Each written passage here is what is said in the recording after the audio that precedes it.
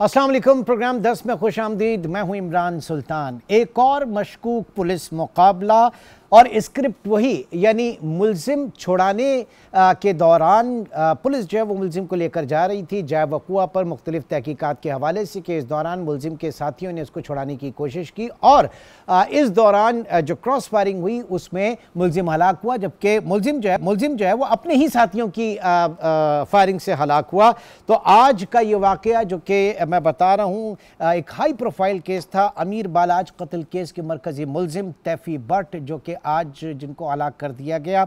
ये पूरा पस मंज़र ज़रा मैं एक दफ़ा बताऊं, फिर उसके बाद इसको आएंगे। 18 फरवरी 2024 ठोकर नियाज बेग लाहौर, जहां पर एक शादी की तकरीब, डीएसपी के बेटे की शादी थी, जिसमें अमीर बालाज टीपू जो है वो अपने 3 साथियों समेत जख्मी हुए थे। फायरिंग का वाक़या हुआ था और इस फायरिंग में अमीर बालाज टीपू मौके पर हलाक हुआ, जबकि अमीर बालाज के मुहाफिजों ने एक हमलावर को हलाक भी कर दिया था। कत्ल का मरकजी मुलजिम तैफी भट्ट, मुबैना तौर पर मैं कहूँगा तैफी भट्ट, जो कि गोगी भट्ट ग्रोह का कारिंदा कहा जाता है, वो इस कत्ल के फौरी बाद तैफी भट्ट जो है वो बैरून मुल्क मुंतकिल हो गया था या पाकिस्तान से फरार हो गया था। फिर अगस्त 2024 में टीपू बालाज कत्ल केस का एक और मरकजी मुलजिम मुबैना तौर पर एक मुबैना पुलिस मुकाबले में हलाक हुआ। एहसन शाह इसका नाम था और एहसन शाह के ऊपर इल्ज़ाम था कि उसने मुबैना तौर पर टीपू बालाज की रैकी की थी। सितंबर 2025 में पुलिस और इंटरपोल की मदद से तैफी भट्ट को दुबई में गिरफ्तार किया जाता है और उसके बाद उससे पूछा गया कि वो पाकिस्तान जाके अपने मुकदमात का सामना करेगा, जिस पे उसने कहा कि वो पाकिस्तान जाने के लिए तैयार है। और उसके बाद 9 अक्टूबर कल जो है उसे पाकिस्तान भेजा गया। वो पाकिस्तान आया और दुबई से लाहौर उसको मुंतकिल किया गया। अब यहाँ पे बहुत कन्फ्यूजन है कि जनाब वो दुबई से कराची पहुंचा और फिर कराची के बाद उसे लाहौर मुंतकिल किया गया। हालांकि जिस दिन की ये बात की जा रही है उस दिन कोई कमोबेश 16-17 फ्लाइट्स जो हैं वो दुबई से लाहौर की थी, लेकिन कराची क्यों लेकर आया गया और फिर कराची से बाय रोड या बाय एयर उसको लाहौर मुंतकिल किया गया, इनके ऊपर भी मैं बात करूंगा। एनीवे, आज यानी 10 अक्टूबर को 2025 को तैफी भट्ट को पुलिस तफ्तीश के लिए ले जा रही थी कि सिंध और पंजाब का जो बॉर्डर है रहीम यार खान का, वहां पर मुबैना तौर पर तैफी भट्ट के साथियों ने उसे छुड़ाने की कोशिश की और इस दौरान वो उन्हीं की फायरिंग से हलाक हो गया। अब गोगी भट्ट जो है उसकी गिरफ्तारी के लिए भी छापे मारे जा रहे हैं और वाज़ेह है कि अमीर बालाज का बाप टीपू टरका वाला 2010 में लाहौर एयरपोर्ट पे एक कातलाना हमला हुआ, उसमें वो हलाक हुआ था। बहुत सारे सवाल यहाँ पर उठ। अब तक की जो तफ्तीश है इस पूरे केस को लेकर, नईम मुस्तफ़ा साहब जो कि सीनियर सहाफ़ी तजज़ियाकार हैं और पाकिस्तान में क्राइम रिपोर्टिंग पर बड़ी दस्तरस है, उन्हें आज हमारे साथ मौजूद हैं। बहुत शुक्रिया। सबसे पहले जानना चाहूँगा नईम साहब, ये बताइएगा क्या एक और मुबैना तौर पर जाली पुलिस मुकाबला यहाँ पर देखा जा रहा है? आपकी क्या असेसमेंट है इस आज की इस वारदात को लेकर? बहुत शुक्रिया आपका, आपने खासा तवील इंट्रो दिया है। आपके तमाम हक़ाइक़ जो आपने पेश की बिल्कुल दुरुस्त हैं। आपने इसे कहा कि मुबैना पुलिस मुकाबला, ये मुबैना पुलिस मुकाबला, ये बिलवास्ता पुलिस मुकाबला है। जहां तक ताल्लुक है ख्वाजा तारीफ गुलशन अल मारूफ तीफी भट्ट का, तो तीफी भट्ट और उनके कजन फुफीजाद भाई गोगी भट्ट का नाम है ख्वाजा अकील अहमद उर्फ गोगी भट्ट और ख्वाजा तारीफ गुलशन उर्फ अल मारूफ तीफी भट्ट को गिरफ्तार किया जाता है। एक हफ्ता कबल हिरासत में लेती है इंटरपोल लेके आते उनको। जब हिरासत में लेती है तो वहाँ 2-3 दिन जो है ना वो हॉस्पिटलाइज भी रहते हैं। उनकी बीमारी का जो है वो कहते हैं, फिर काजी उनसे जो है ना वीडियो लिंक पे बात करते हैं। वहाँ के जो जुडिशल ऑफिसर हैं वो वीडियो लिंक पे बात करते हैं और उनसे कॉन्सेंट लेते हैं। कॉन्सेंट भी ये मिलती है कि मैं जाना चाहता हूँ पाकिस्तान लाने दुबई से लेके कराची तक का सफर, कराची से अगर मुबैना तौर पे लाहौर का और लाहौर से फिर वापस अगर वो जा रहे हैं या कराची से बाई रोड आ रहे हैं और रास्ते में रहीम यार खान, ये संगम है सिंध और पंजाब का। और ये सिंध और पंजाब के संगम में रात 3:28 पर ये इत्तला दी जाती है, एक वायरलेस चलती है रहीम यार खान कंट्रोल पे। उसमें ये कहा जाता है कि तीफी भट्ट को छुड़वाने के लिए 2 गाड़ियों में अफराद आए थे, जिन्होंने सरकारी गाड़ी में बैठे हुए तीफी भट्ट, जो ये FIR बता रहा हूँ, FIR का मंदरजात है, जी तीफी भट्ट जो है उन छुड़ाने की कोशिश की और पुलिस वालों ने उनको फायरिंग भी की उन्होंने, और पुलिस वालों ने जो है ना वो अपने गाड़ी की ओट में छुप कर नीचे लेट कर जाने बचाई, और तीफी भट्ट जख्मी, और जख्मी हालत में तीफी भट्ट को वो गाड़ी में सवार करके ले गए साथ। जब वो ले गए, यहां तक का वाकया जो है ना रूटीन का है कि मुलजिम को छुड़ाने आए थे, ये नॉर्मली ये होता था कि उसकी हलाकत शो की जाती थी। इस बार ये मुनफरिद अंदाज ये अपनाया गया कि वो साथ ले गए ताकि डेड बॉडी जो है उसका हुसूल या जख्मी हालत में मुलजिम का हुसूल भी मुश्किल हो जाए। अब यहां मैं एक थोड़ी सी ब्रेक लेके आपसे गुफ्तगू कर रहा हूं इसी मामले को। आपने कहा जी ये जाली है, मुबैना है, फेक है, क्या एनकाउंटर है? मैंने इसे कहा कि बिलवास्ता पुलिस मुकाबला है। अब यहां अभी मेरी थोड़ी देर पहले उनके बड़े भाई ख्वाजा अजहर गुलशन से गुफ्तगू हुई। ख्वाजा अजहर गुलशन वो शख्स हैं जिन्होंने अपने भाई गोगी भट्ट को गुनाहगार JIT की तरफ से करने के बाद और तीफी भट्ट की गिरफ्तारी के बाद उन्होंने मुझे वॉइस नोट भेजे थे। 2 वॉइस नोट में वो वॉइस नोट उन्होंने भेजे prime minister of Pakistan, chief of army staff, और तीसरे नंबर चीफ जस्टिस पाकिस्तान, और चौथे नंबर पे chief justice Lahore high court मोहतरमा जो है आलिया नीलम साहिबा, इनको भेजे थे। और उसमें खदशे का इजहार किया था कि मेरे दोनों बच्चे, उन्हें औलाद कहते हैं, वो छोटे भाई जो हैं दोनों, गोगी भट्ट और तीफी भट्ट, उनके साथ अगर कोई मावराए अदालत मावराए कानून कोई एक्ट हुआ तो हम उसके लिए मैं FIR दर्ज करवा रहा हूं, ये पेश की इत्तला दे रहा हूं कि फलां फलां शख्स जिम्मेदार होगा। आज जब मेरी उनसे बात हुई तीफी भट्ट की हलाकत का, वो भी तस्दीक नहीं हुई थी, जब तस्दीक हो गई तो मैंने उनसे कहा जी ये मामला है, तो उन्होंने कहा जी कि पंजाब के, एग्जैक्ट डिकोड कर रहा हूं उनका जुमला, ख्वाजा अजहर गुलशन का बड़े भाई तीफी भट्ट के, वो ये कहते हैं कि मेरे भाई का ये जो पुलिस मुकाबला है इसकी तवक्को इसके खदशात मुंडला रहे थे। तो मुझे ये यकीन था, मैंने इसलिए पेशगी इत्तला दे दी थी, FIR कटवाई थी, और ये आप भी इसके गवाह हैं। मैंने कहा बिल्कुल ठीक है, वो इसमें जिम्मेदार है जिसने मुझे मेरे छोटे भाई की लाश की शक्ल में गिफ्ट दिया है। एक गुफ्तगू 2-3 घंटे गुजर गए, मुझे दोबारा उनका फोन आया और फिर वॉइस नोट भी उन्होंने भेजा, दोनों तीनों मेरे पास महफूज हैं। उन्होंने कहा जी कि अब मेरे भाई की लाश हवाले न करने के लिए मुझे ब्लैकमेल किया जा रहा है, हमारी फैमिल किया जा रहा है।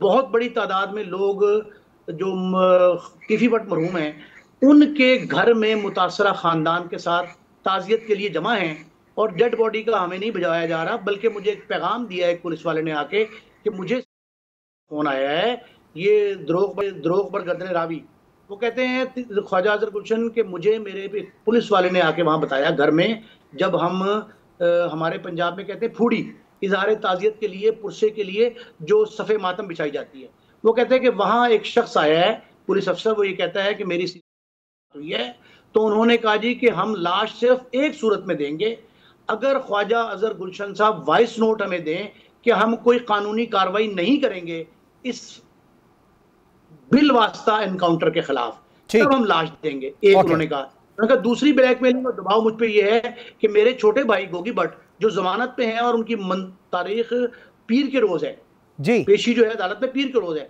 आज हफ्ते के रोज उनके घर पे 2 दफा रेड किया गया, और उनसे भी ये कहा जा रहा है, रेड करने का मकसद ये है कि अगर आपने ये लिख के न दिया और हमें यकीन दहानी न कराई कि आप कार्रवाई नहीं करेंगे, तो हम जो तीफी भट्ट को छुड़वाने के लिए नामालूम साथी आए थे, हम उनमें आपको नामजद करके आपको भी गिरफ्तार कर लेंगे। ये बकौले ख्वाजा अजहर गुलशन।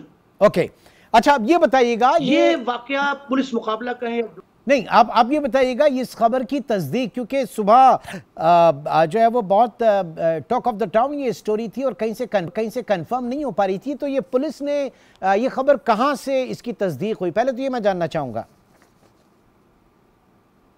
देखिए, ने एक प्रेस रिलीज जारी की है, पहले लाहौर पुलिस इसको ऑन नहीं कर रही थी, ना कराची आमद ऑन की गई, ना कराची से लाहौर तक का ट्रैवल बाई रोड ऑन किया गया। ये मफरूजों की बुनियाद पर अपने अपने ख्यालात का, अपने अपने जज्बात का लोग इजहार कर रहे थे, हम भी कोशिश कर रहे थे कि पता लगे क्या है। मैंने लास्ट नाइट, गुज़श्ता रात, ये अब एक सुनो चैनल पे मैंने ये जुमला कहा था कि आज की रात नहायत पुरखतर है, और अगर आज की रात गुजर जाती है तो कल यानी हफ्ते को, यानी 24 घंटे पहले, 24 घंटे गुजरने के बाद उसी दौरान 24 घंटे उनके कराची से लेके लाहौर तक के, उस दौरान इनको अदालत में पेश करना होगा। तो आज की रात अगर टल जाएगी तो तीफी बट पर से जो खतरात मुंडला रहे हैं वो खत्म हो जाएंगे। उस दौरान मैंने जुमला कहा था कि आज की रात जो है वो निहायत खतरनाक है। इसी वजह से सारे पूरा मीडिया लगा हुआ था, और लाहौर का पर्टिकुलरली, कि लाहौर की मालूम शख्सियत थे वो। तो वो जो मीडिया था ये एक दूसरे तस्दीक कर रहा था। जब ये उड़ती उड़ती खबर आई तो उस वक्त 11:30 बजे तक किसी ने ऑन नहीं किया। पहले नॉर्मली इस तरह के जो पुलिस मुकाबले होते हैं उनका क्रेडिट लेती है पुलिस, लेकिन ये डिसक्रेडिट बन सकता था, इस वजह से उन्होंने डिसऑन कर दिया। अब जब ये डिसऑन हुआ तो उसके बाद हाइप क्रिएट हुई, और सोशल मीडिया पे, डिजिटल मीडिया पे, फिर मेन स्ट्रीम मीडिया पे ये वायरल हो गई। जब ये वायरल होता है उसके बाद प्रेस रिलीज आती है, और ये प्रेस रिलीज की तारीख की पहली प्रेस रिलीज है जो अंग्रेजी में है। ये अंग्रेजी में उन्होंने प्रेस रिलीज जारी की जिसमें उन्होंने ऑन किया कि ये वहां इस तरह वाकया हुआ है और वहां मुल्जमान छुड़ाने आए थे। जो एफआईआर है ये रहीम यार खान में एफआईआर दर्ज हुई है। रहीम यार खान की एफआईआर के मुताबिक ये सब्जल जो है वहां ये वाकया हुआ। ओके, ये मुझे बताइएगा कि बिल्कुल लास्ट में एक दो सवाल और आपसे जानना चाहूँगा कि ये जो बात की जा रही है कि 16-17 फ्लाइट्स थी दुबई से लाहौर के लिए, लेकिन इनको कराची लेकर आया गया, इसके पीछे क्या कहा जा रहा है? देखिए, कुछ तो है जिसकी पर्दादारी है, कोई मामला ऐसा है। देखिए, मैं ये समझता हूं कि इस केस में, ये बालाज का कत्ल केस है, मुझे बेहद अफसोस हुआ इसका, बालाज के कत्ल का। ये फरवरी 2024 से अब ये जो अक्टूबर 2025 तक 2 साल होने को हैं तकरीबन। अभी 1 साल से ज्यादा अरसा गुजर गया। इस केस के तसलसल में, तनाजुर में 5 इंसानी जाने गई हैं। बालाज बड़ा अलमनाक, अफसोसनाक, अफसुर्दा वाकया। नंबर 2 मौके पे मुजफ्फर शाह, एक हमलावर कहा गया जिसे, वो गया। तीसरा जिसपे मुखबरी का इल्जाम लगाया गया, एहसन शाह, वो गया। चौथा तीफी बट, गोगी बट के बहनोई जावेद बट कत्ल हुए, अजहर गुलशन के बहनोई, ये कत्ल हुए। 5वें तीफी बट। इस तसलसल में 2 साल से कम अरसे में 5 जाने चली गई। अब ये फैसला करना कि कौन गुनाहगार है और उसका गुनाह कितना है। तीफी और गोगी पे अबेटमेंट का इल्जाम था, 302 के मुलजिम थे, उनमें से 2 मारे गए। अब आप ये देखें कि ये जो मामलात हैं, इन मामलात में फैसला किसने करना है, कसूर का, जिम्मेदारी का तयन। ठीक है, मुलजिम से मुजरिम। ये फरमाइएगा, गोगी भट्ट को छापे मारे जा रहे हैं, वो गिरफ्तार हो चुके हैं या नहीं? इसमें भी कुछ सोशल मीडिया पे कोई गिरफ्तार नहीं हुए।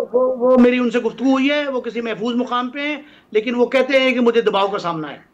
ठीक है जी, बहुत बहुत शुक्रिया। नईम मुस्तफ़ा साहब इस वक्त हमारे साथ मौजूद थे। इस हाई प्रोफाइल केस, अब तक की जो डेवलपमेंट है उसके ऊपर हमें आगाह कर रहे थे, हमें बता रहे थे, और ज़ाहिर है कि इस केस की जो इम्प्लिकेशंस हैं वो बहुत आगे बढ़ेंगे, वो देखे जाएंगे, क्योंकि जिस तरीके से मामला आगे बढ़ रहे हैं वो यकीनी तौर से कोई एक अच्छा अमर नहीं है। एक छोटा सा ब्रेक के बाद एक और मौजूद आपके साथ शेयर करेंगे। एक छोटे से ब्रेक के बाद दोबारा मिलते हैं।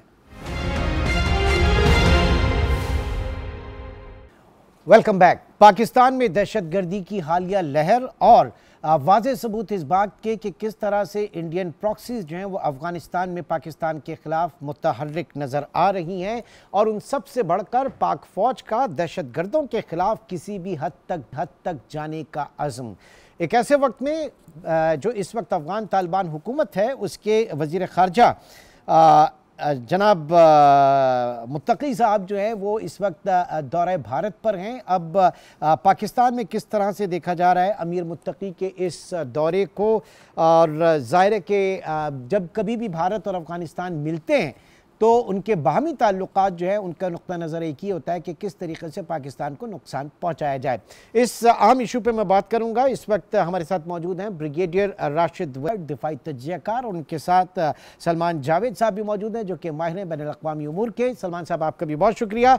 ब्रिगेडियर साहब आपकी तरफ आता हूँ। आप मौजूदा हालात में जो तालिबान हुकूमत का पहला दौरा हम कहेंगे इस एरा में, ये जो वहाँ पे हुकूमत तब्दील हुई भारत का, तो ये किस तरह से देखा जा रहा है? क्या इसके मकासद जो बताए जा रहे हैं वो क्या हैं, और जो दर पर्दा जो मकासद है वो क्या हैं? देखिए, इसका पहला मकसद जो पैल्पेबल है, सामने है, वो तो यही है कि आइस ब्रेकिंग चाहते हैं, भारत और अफगानिस्तान, और डिप्लोमेटिक आइसोलेशन ब्रेक करने की एक कोशिश है अफगान हुकूमत की तरफ से, डिस्पाइट इसके कि उन पे सैंक्शंस लगी हुई हैं और भारत के साथ उनका एम्बेसी के लेवल पे भी ताल्लुकात नहीं थे। जो उसके सरप्टिशियस या ढके छुपे मोटिव हैं, वो एक तस्वीराती टैंगल है जिसमें भारत कंटिन्यूअली पाकिस्तान को फंसाने की कोशिश करता है। प्रॉक्सी जंग जो है, जो उसने अपने टीटीपी और दीगर नॉन स्टेट एक्टर्स के जरिए उनकी जो फंडिंग, वो तो जारी रखा हुआ है। तो पाकिस्तान के गिर्द एक शिकंजा कसने के लिए इनको इस्तेमाल कर रहा है, और ये भी एक इसका एक डिप्लोमेटिक इनिशिएटिव है। उन्होंने देखा थोड़ी सी स्पेस बनी है, क्योंकि पाकिस्तान के और अफगान अबूरी हुकूमत के ताल्लुकात इस वक्त थोड़े से सर्दमहरी के शिकार हैं, क्योंकि पाकिस्तान ने लगातार पॉजिटिव इंगेजमेंट करने के उनसे कोई जो फ़ायदा अखज़ नहीं किया। और पाकिस्तान क्योंकि फ्रस्ट्रेशन भी है, और इस वक्त हम उन बेसिस की तरफ भी निगाह डाले हुए हैं जो कि अफ़गानिस्तान के अंदर हैं, और इन हालात को देखते हुए भारत ने समझा कि शायद इसको एक्सप्लॉइट किया जा सकता है स्पेस को, तो उनको दावत दी। आपको याद होगा अमीर मुत्तकी को पाकिस्तान आने की इजाज़त नहीं मिली थी यूनाइटेड नेशंस की तरफ से, और भारत में इतना उसका क्लाउड है इंटरनेशनली कि उसने उनको बाहर सैंक्शंस को सरकमवेंट करके इजाज़त ले ली। और अब उनके साथ ये जो एक ताल्लुकात हैं, ये एम्बेसी के लेवल पे अपग्रेड भी कर लिए हैं। जयशंकर का जो बयान है वो उसकी गम्मासी करता है, और जयशंकर एक आरएसएस का कार सेवक है, nothing else, is hardly a diplomat. और जो मोदी कहता है वो उसको अमल पैरा होते हैं वो, और बगैर इसके कि ये सिफारती नज़ाकतें क्या हैं, अफगान अबूरी हुकूमत का दहशतगर्दी के रवैये से हवाले से क्या स्टेटस है। तो उन्होंने, जयशंकर ने बड़ा क्लियरली आज बताया है कि जी हम अफगानिस्तान के साथ ताल्लुकात अपग्रेड कर रहे हैं, हम उसकी जो टेरिटोरियल सालमियत है उस पर किसी किस्म का हर्फ नहीं आने देंगे। इसका मतलब इनडायरेक्टली ढके चुके अल्फाज में ये है कि पाकिस्तान अब एक दूसरा महाज जो हम गर्म करने जा रहे हैं अफगानिस्तान में, उसके लिए तैयार हो जाए। तो ये एक धमकी है पाकिस्तान। जी सलमान जावेद साहब, आपकी तरफ आऊंगा। किस तरह से, अब जाहिर है कि 10 मई के बाद इंतहाई मुश्किल होगा भारत के लिए बराह रास्त पाकिस्तान के ऊपर हमला करना, 10 दफ़ा वो सोचेगा, लेकिन ऐसे में जो उसकी प्रॉक्सीज हैं अफगानिस्तान के अंदर, उसने उसको एक्टिवेट करने की कोशिश की। जो रेस्पॉन्ड इस वक्त अफगानिस्तान से वहाँ पर जा रहा है, अमीर मुत्तकी जो है उनका दौरा भारत, क्या उसकी सिग्निफिकेंस आप देख रहे हैं? देखें, वो एक्टिवेट नहीं करने जा रहा, वो तो ऑलरेडी एक्टिवेटेड है। अगर मई का वाक़या भी देखें, जब मई के अंदर हमारा एक स्टैंड ऑफ था उनके साथ और हमारी जंग चल रही थी, उस वक्त भी उन्होंने तश्कीलात भेजी थी। तकरीबन 70 से ज़्यादा तालिबान ने बंदे यहाँ से इन्फिल्ट्रेट किए थे हमारे बॉर्डर से, और उनको न्यूट्रलाइज किया था ओवरनाइट पाकिस्तान के आर्म फोर्सेस ने। इसी तरह बलूचिस्तान के अंदर भी कुछ इस तरह के मामला थे, और झेलम का एक पूरा नेटवर्क पकड़ा गया था। ये उन 1 मई से लेकर 12 मई के दरमियान सारे वाक़यात हुए थे। तो इस तरह की जो प्रॉक्सीज हैं वो तो ऑलरेडी एक्टिवेटेड थी, और इंडिया अब इसको ज़ाहिर है पूरे खुल के जिसे कहते हैं ना कि सामने आ जाना, बिल्ली को थैले से बाहर निकाल देना, वो वाला मामला इंडिया नहीं करें। It is more of a frustration on their part, I would say, कि वो अब इस तरह उनको खुद के सामने आना पड़ रहा है।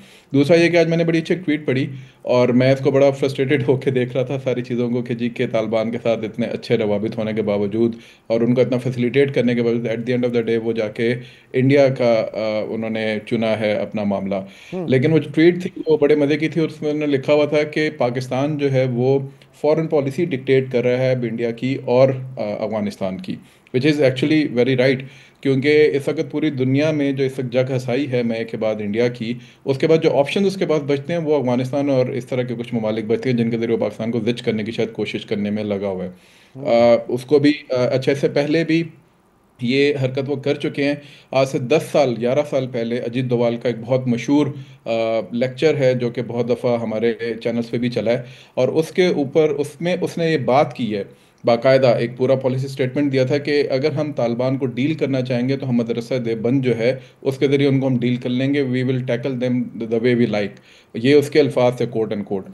तो इसका मतलब है कि उनकी ये पॉलिसी ऑलरेडी मौजूद थी। उससे भी पहले 2009 से लेकर 2011 के दरमियान जनरल अता हुसनैन जो थे, जो कि कश्मीर के अंदर भी इनके वो रहे थे, कोर कमांडर आई थिंक रहे थे, तो उन्होंने भी ये बात कही थी और उन्होंने भी आर्टिकल्स लिखे थे कि पाकिस्तान इंडिया को अभी से स्ट्रेटेजाइज करना शुरू कर देना चाहिए कि कल को अगर तालिबान दोबारा से रीटेक करते हैं अफगानिस्तान को तो उनको उन्हें कैसे इंगेज करना है ताकि पाकिस्तान को स्ट्रेटेजिक डेप्थ ना मिले और पाकिस्तान कश्मीर की तरफ फोकस ना कर सके। तो ये तमाम मामला आज से तकरीबन एक दहाई पहले शुरू हो चुके थे। तो ये आइस ब्रेकिंग जो है ये मेरे ख्याल से थोड़ी सी आगे बात चली गई है और उन्होंने बाकायदा इस चीज़ का अयादा किया। उन्होंने अपने जॉइंट कम्युनिके के अंदर जितनी भी बात की है वो सिक्योरिटी पैराडाइम से इंडिया के उसको लिंक अप किया है और उसके साथ साथ उन्होंने मुझे बताइएगा जो ऑफिशियली कहा जा रहा है, ये जो 3-4 पॉइंट्स हैं जिनके ऊपर वहां पे जाके बात होगी, बायलैटरल ट्रेड के हवाले से भी हो सकती है, रिलेशंस के हवाले से भी हो, वो पर्टिनेंट पॉइंट्स क्या हैं सलमान साहब? जी, उसमें एक तो उन्होंने एयर फ्रेट जो है उसकी बात की है कि ताकि जो ज़मीनी रास्ता है जो जिससे ज़ाहिर है उनको पाकिस्तान से गुजरना पड़ेगा उसको अवॉइड कर सके। और दूसरा जो बहुत बड़ा उन्होंने किया है एग्रीकल्चर, उसको अगर हम साइड पे रख भी दें, वो हेल्थ सेक्टर है। हेल्थ सेक्टर इसलिए उन्होंने पॉइंट आउट किया 5 एम्बुलेंसेज के साथ जो उन्होंने फ़ोटो शूट किया है। उसके अलावा उन्होंने कोई 3 हॉस्पिटल्स बनाने की बात की है काबुल के अंदर। उसके अलावा उन्होंने ऑलरेडी जो फैसिलिटेशन की हुई थी मेडिकल के अंदर उसको दोबारा से अपग्रेड करने की बात की है। साथ ही साथ उन्होंने ये भी कहा कि जो बॉर्डर एरियाज़ के ऊपर आपके जो मेडिकल सेंटर्स हैं उनके अंदर भी हम अपग्रेड करेंगे और मोस्ट प्रॉबली वहाँ पे अपना मेडिकल स्टाफ भी भेजेंगे। तो वी कैन इमेजिन के वो गेम प्लान वहाँ पे क्या इस वक्त चलाना चाह रहे हैं दोबारा से। अच्छा, इसके साथ साथ वो ये भी करेंगे कि जो मदरसा देवबंद है जो जिसके अंदर आज उनका मुत्तकी का दौरा भी था, अगर आप उसको दौरे को देखें बिलखसूस, तो वो जो अजीत डोभाल ने स्ट्रैटेजी ले डाउन की थी आज से 11 साल पहले, वो उसको अब एक्टिवेट करें ताकि, और ये उन्होंने आज से एक्टिवेट नहीं की, नहीं है कोई ये नहीं कि मदरसा देवबंद पे आज उनको एक्टिवेट कर रहे हैं, ये ऑलरेडी रीच आउट करते रहे और इस तालिबान के साथ कम्युनिकेट करते रहे even in last 1 decade as well.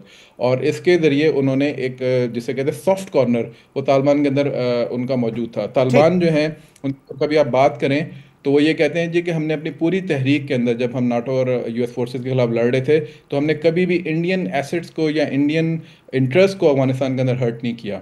तो ये आप देख सकते हैं कि ये स्ट्रेटजी कहाँ से चल रही थी। ठीक है, एक छोटे से ब्रेक की कॉल है नाज़रीन। हमारे साथ राशिद वली साहब भी मौजूद हैं, सलमान जावेद साहब भी मौजूद हैं और इसी में कुछ और एंगल्स भी हैं, मैं चाहूँगा उसके ऊपर रोशनी डालें। एक छोटे से ब्रेक के बाद दोबारा मिलते हैं।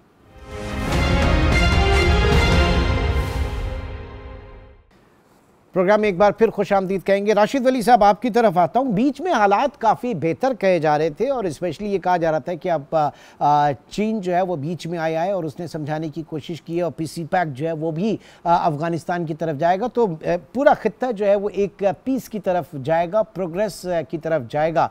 लेकिन ये इक्वेशन फिर कहाँ से चेंज हुई, कहाँ से हालात ख़राब हुए फिर राशिद साहब? देखिए, हालात इस वजह से ख़राब हैं कि अफ़गानिस्तान में एक ऐसी हुकूमत है जो कुरून वस्ता की मीडिएवल सोच रखती है। सिफारती या स्टेट्समैनशिप की नज़ाकतों से उनका कुछ लेना देना नहीं है। बावजूद इसके कि कामयाब सिफारतकारी की है, हमारे बड़े मंझे हुए सिफारतकार हैं, आसिफ दुरानी साहब, सादिक साहब, जो एक स्पेशल रिप्रेजेंटेटिव का उन्होंने किरदार अदा किया है। और डिस्पाइट बेस्ट ब्लैंडिशमेंट्स पाकिस्तान ने हर इकनॉमिक, सिक्योरिटी, कल्चरल, एजुकेशनल तमाम वैल्यू प्रोपोजिशन उनके सामने रखी हैं, मगर बदकिस्मती से अफ़गान अबूरी हुकूमत एक ऐसी आइडियोलॉजिकल जो उनकी सरपरस्ती कर रही है, एक लीडरशिप, उसके चुंगल में फंसे हुए हैं जिसकी सोच उस आइडियोलॉजिकल कॉन्स्ट्रक्ट से बाहर नहीं निकल रही। अब उनके अंदर भी गिलज़ई और दुरानी स्प्लिट है, कंधार और काबुल का आपस में डिफरेंस है, और जो आखिरी फ़ैसला होता है वहीबतुल्लाह खुंज़ादा साहब का होता है, वो उसको वीटो कर देते हैं। और उनकी सोच और कुछ फील्ड कमांडर्स जो उनके साथ मुत्तफ़िक हैं, उनकी सोच ऐसी है कि जिसमें ना स्पेस है सिफारती नज़ाकतों की, ना स्पेस है ख़वातीन के हुकूक़ की, ना तालीम की, और कोई उसमें लचक की गुंजाइश नहीं है।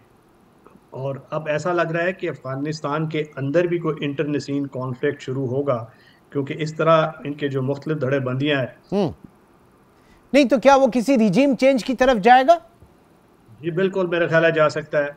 और चीन की आपने बात की थी, तो चीन ने अपना किरदार बड़ा उसमें कंसिस्टेंटली अदा किया है, और वो ट्राइलैटरल फोरम का हिस्सा है जिसमें चीन, अफ़गानिस्तान, पाकिस्तान है। उसके बाद एक क्वाड्रिलैटरल रीजनल फोरम है जिसमें ईरान, चीन, अफ़गानिस्तान, पाकिस्तान है, उसने भी बसात भर कोशिश की है।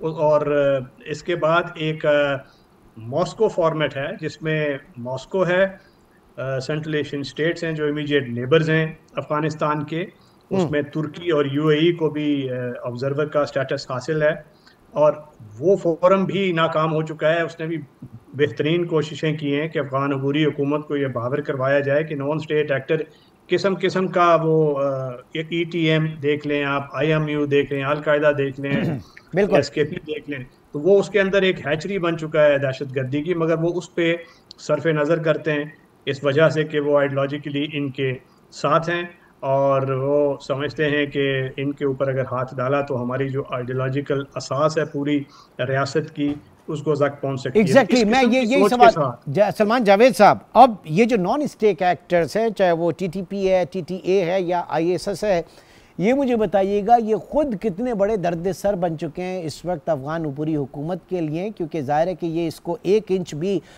इस गवर्नमेंट को आगे पीछे नहीं होने दे रहा है। और प्रॉब्लम ये है कि अभी इंटरनेशनल रिकग्निशन नहीं है, अफगानिस्तान को किसी ने तस्लीम नहीं किया, तो खुद अफगान मुआशरे के लिए ये जो तंजीमें कितनी बड़ी रुकावट हैं। अब इसमें तो कोई दो राय नहीं है कि ये तंजीमें चाहे किसी भी माशरे के अंदर मौजूद हों, और बिलखसूस एक ऐसे माशरे के अंदर जिसके बारे में पिछले 2 दहाइयों से बल्कि 3 दहाइयों से ये बात हो रही है कि वहाँ पर इनके एपिक सेंटर्स मौजूद हैं, यहाँ पे इनके ट्रेनिंग सेंटर्स मौजूद हैं, यहाँ पे ये पनपती हैं, यहाँ से ये अपनी आइडियोलॉजी को एक्सपोर्ट करती हैं रीजन में भी और पूरी दुनिया में भी। तो जाहिर है दुनिया जो है वो उसके बारे में काफ़ी ज़्यादा ना सिर्फ ये कि कॉन्शियस होगी बल्कि उसके बारे में बहुत एहतियात से अपने जो कदम है वो उठाना चाहेगी। अफगान अबूरी हुकूमत जो है वो इस वक्त इस सारे मामले को इस तरीके से देखती है कि चूंकि वो ये कहते हैं, जैसे हैबतुल्लाह खुंजादा ने पिछले दिनों ये बात कही भी थी जब बगराम का मसला हुआ था, कि हम जोर बाजू से ये सारा कुछ लिए, तो अगर किसी को हमसे कुछ मनवाना है या हमें झुकाना है तो फिर जोर बाजू से ही हमें झुकाए। तो ये उनकी सख्त एक सोच है, ये सख्त उनकी एक आइडियोलॉजिकल पैरामीटर है जिसके ऊपर वो चल रहे हैं। तो मेरा ख्याल है कि इस अगर हम सामने रखें तो ये सिर्फ इन ग्रुप्स का मसला नहीं है, बल्कि जैसे राशिद साहब ने भी एक बड़ी अच्छी बात कही कि वो जो आइडियोलॉजिकल पैरामीटर है इनका, वो भी इनको कुछ आगे पीछे नहीं होने देता, और कुछ एक स्ट्रिंजेंट इनके मामलात हैं जिसके ऊपर ये डटे हुए हैं। जहाँ तक इन ग्रुप्स की बात है तो जाहिर है चाहे वो TTP हो, चाहे वो ETIM हो, चाहे वो अलकायदा हो, इन ग्रुप्स की वजह से तो बिल्कुल इनकी पॉलिसी डिक्टेट हो रही है। नॉट ओनली ये कि ये इंटरनली अपनी पॉलिसी को डिक्टेट कर रहे हैं, बल्कि बिलखसूस पाकिस्तान के हवाले से इनकी पॉलिसी डिक्टेट हो रही है, और इसी वजह से ये इतनी बड़ी एक फॉल्ट लाइन क्रिएट हो गई है दोनों ममालिक के दरमियान के इनको जाके इंडिया के साथ अपना एक इल्हाक करना पड़ा है। तो अपनी और ये डायकोटमी देखें कि एक साइड के ऊपर ये पैन इस्लामिज्म की और वो एक जिसे कहते हैं कि आइडियोलॉजिकल एलिमेंट्स की बात करते हैं, जिहाद की बात करते हैं, और दूसरी साइड पे उस हिंदुत्व आइडियोलॉजिकल फैक्टर के साथ जाके बैठते हैं और हाथ मिलाते हैं जिसने इस वक्त अपने ही मुल्क के अंदर 24 करोड़ मुसलमान 25 करोड़ मुसलमानों का नाथ का नहीं, तो जो राशिद वली साहब, कहा जाता है कि जनाब जो ज़्यादा पैसा देता है ये इनके मुफादात वहाँ पर चले जाते हैं, ये बात कितना दुरुस्त आप समझते हो? फिर दूसरा ये बगराम एयरबेस के हवाले से जो बात की थी, अमरीकी मुतालबा था, तो आगे चल के आप देख रहे हैं कि सूरत हाल और कशीदा होगी? देखिए, बगराम बेस के हवाले से जो तकाजा था वो तो ट्रम्प साहब की सोच की अक्कासी करता था। वो अमरीकी सोच है ना कि जैसे वो आपको याद होगा पनामा कैनाल बनाते हुए कोलंबिया एक बहुत बड़ा मुल्क था, तो पनामा उसका हिस्सा था, तो पहले पनामा को उसको सेपरेट किया गया, फिर उसके बाद वहां से कैनाल निकाली गई। तो वो तो बिकॉज वो डील मेकर हैं, चाहते हैं कि हर जगह रियल एस्टेट है तो वो मेरा हो जाए। तो इंडिविजुअली तो ठीक है, as a white president of the USA उनकी ये ख्वाहिश तो ज़रूर होगी, मगर उसको ये प्रैक्टिकेबल नहीं है, क्योंकि ये हुकूमत तो कभी वो तस्लीम नहीं करेगी कि वो दोबारा आ जाएं। वो तो ये भी कह रहे थे कि ये चूँकि बेस हमने बनाया था, मगर हकीकतन वो बेस उन्होंने तो नहीं बनाया था, वो तो ये सोवियत जब इन्वेजन हुआ था तो उन लोगों ने बनाया था। अच्छा, तो वो तो एक नो गो है। दूसरा उसके देखिए ना क्या ऑब्जेक्टिव क्या अचीव करेगा वहाँ पे आके, कि क्या ईरान पे नज़र निगाह रखने के लिए या चीन पे, तो चीन पे क्या निगाह रख सकते हैं? वो मेरा ख्याल है एक बहुत एक दुश्वार काम है उनके लिए, एक लॉपनॉर उनकी वो जो न्यूक्लियर फैसिलिटी है उसको।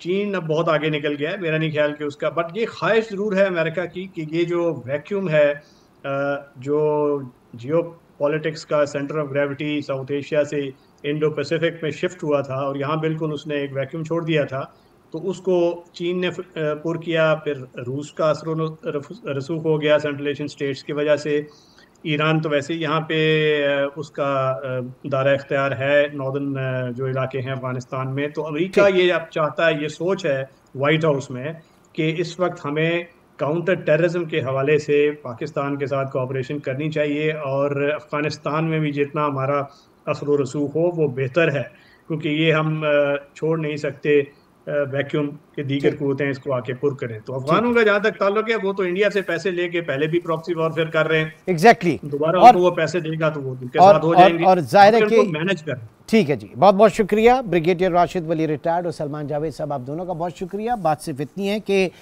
इस वक्त जो अफ़गान वज़ीर ख़ारजा का दौरा भारत है और जो चीज़ें उसमें कही जा रही हैं और बिहाइंड द सीन जो चीज़ें हैं, यकीनी तौर से वो पाकिस्तान के लिए एक चैलेंज होगा। लेकिन जो हमारा एक कमिटमेंट है अफवाज पाकिस्तान का, चाहे वो सिफारतकारी के हवाले से हो या फिर दहशतगर्दी के हवाले से, कि किसी भी तौर इतनी स्पेस नहीं दी जाएगी कि कोई पाकिस्तान को मैली आंख से भी देखे। आज के प्रोग्राम से इतना ही। इंशाल्लाह आपसे फिर मुलाकात होगी। अपना बहुत ख्याल रखिएगा। अल्लाह हाफ़िज़।